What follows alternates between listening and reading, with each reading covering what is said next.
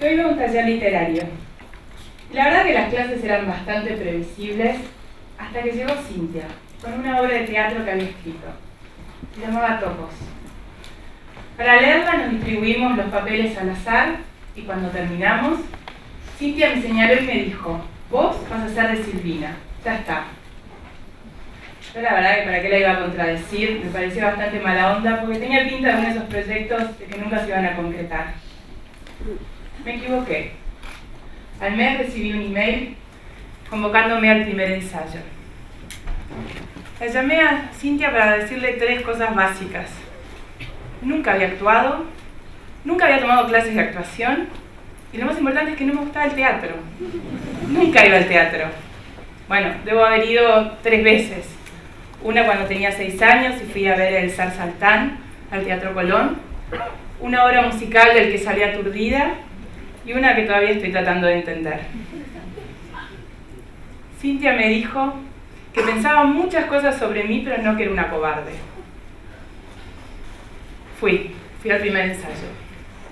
Y pensé que mientras ganaba tiempo y la convencía a Cintia de que buscara mi reemplazo, podía aprender algo de toda esa experiencia. Además, una cosa es juntar un grupo de gente, pero otra es montar una obra.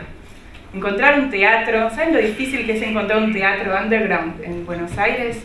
Complicadísimo. Hay que armar una escenografía, hay que dirigirla. Cintia nunca había dirigido. 3 meses después, había teatro, la escenografía estaba armada y estábamos por estrenar.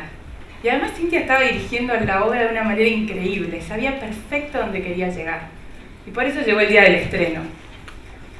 Y ahí estaba yo, con mis compañeros, los actores, atrás de un telón, en un pasillo que era de este ancho, yo apenas entraba, oscuro, y yo miraba a mis compañeros para ver si alguien me decía que iba a estar todo bien, me tranquilizaba, ellos ya tenían experiencia, yo era la novata ahí.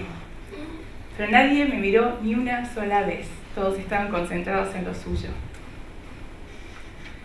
Y yo, que era la primera en salir al escenario, tenía muchísimo texto, y cuando estaba por abrir la boca, me di cuenta que más allá de la primera frase, que era la más fácil, no me acordaba una palabra.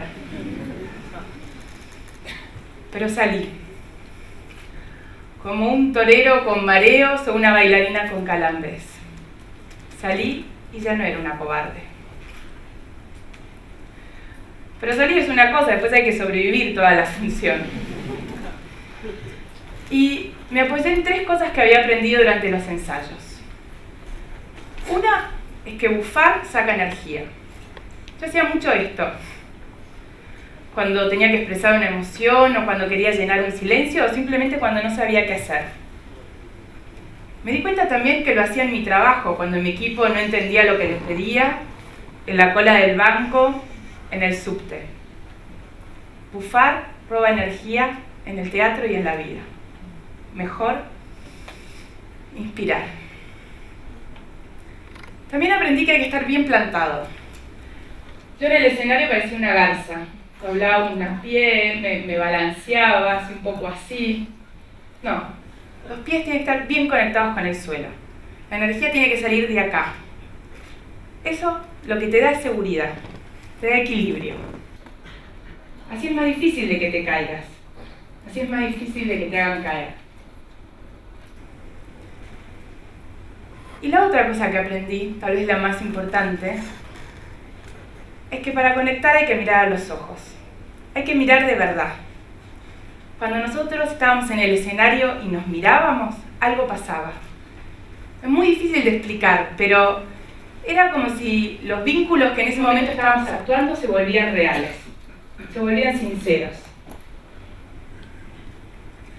Hoy acá también estoy aprendiendo cosas. Me di cuenta de que puedo salir al escenario y estar frente a un público, aún sin mis compañeros de teatro, que siempre me acompañaban y de alguna manera me salvaban si me trababa o me olvidaba la letra. también estoy aprendiendo que es más difícil ser uno mismo que actuar un personaje.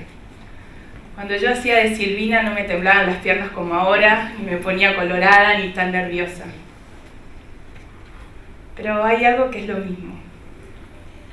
Y es la emoción, la adrenalina que se siente. El decir, no me va a salir, sí me salió. Eso me hace sentir viva. Por eso estoy hoy acá.